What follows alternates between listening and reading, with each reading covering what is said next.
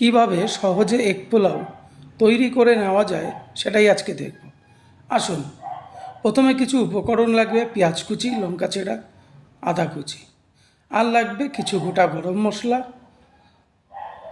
এবার আমরা একটা হাঁড়িতে প্রথমে ঘি আর সাদা তেল গরম করে দিয়ে দেবো গোটা গরম মশলাগুলি, এক এক করে দারচিনি, বড় এলাচ, জয়িত্রী, ছোটো এলাচ, দুটো লবঙ্গ, আর দিয়ে দেবো তেজপাতা। একটু হালকা ভাজা ভাজা করে এতে দিয়ে দেবো কেটে রাখা পেঁয়াজ কুচি, দিয়ে দেবো আমরা চেরা কাঁচা লঙ্কা আর আদা কুচি, পরিমাণ মতন হলুদ, কাশ্মীরি লঙ্কা গুঁড়ো, দিয়ে দেবো ধনে গুঁড়ো আর পরিমাণ মতন লবণ। মিশ্রণটা ভালো করে আমরা নাড়াচাড়া দিয়ে অ্যাড করব আমরা ফেটানো টক দই। এবার মিশ্রণটিকে ভালো করে মিশিয়ে কিছুক্ষণ হতে দেব।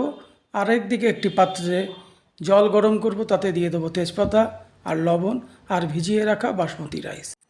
মশলা থেকে তেল ছেড়ে আসলে সেদ্ধ করা আমাদের ডিমগুলি এভাবে আমরা দিয়ে দেব, দিয়ে একটু মিশিয়ে নেব আর দিয়ে দেব কেশর ভেজানো জল। এবার এটাকে ভালো করে মিশিয়ে আমরা এর যে গ্রেভিটা, সেই গ্রেভিটা বেশ কিছুটা একটা পাত্রে তুলে নেব। আমরা দুটো ডিম গ্রেট করে নিয়েছি, তাতে মেশাবো ধনেপাতা কুচি, কাঁচা লঙ্কা কুচি আর লবণ আর কাশ্মীরি লঙ্কা গুঁড়ো।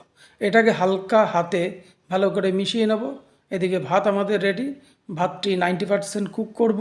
আমরা এবার হাঁড়ির মধ্যে এভাবে ভাতগুলো ঠিক দিয়ে গ্রেট করা ডিম আমরা যেটা মিশ্রণটি তৈরি করেছিলাম সেটাকে একটা ধাপে মিশিয়ে উপর থেকে আবার কিছু রাইস আমরা দিয়ে দেব। এর সঙ্গে উপর থেকে দিয়ে দেব যে গ্রেভিটা তুলে রেখেছিলাম আমরা, সেই গ্রেভিটা পুরোপুরি ভালোভাবে দিয়ে দেবো। আর দিয়ে দেবো একটু হালকা কেওড়া জল আর পরিমাণ মতন ঘি। ব্যাস, এবার আমরা এটাকে সুন্দর করে ঢেকে চাপা দিয়ে রাখবো। তৈরি হয়ে গেল আমাদের এগ পোলাও।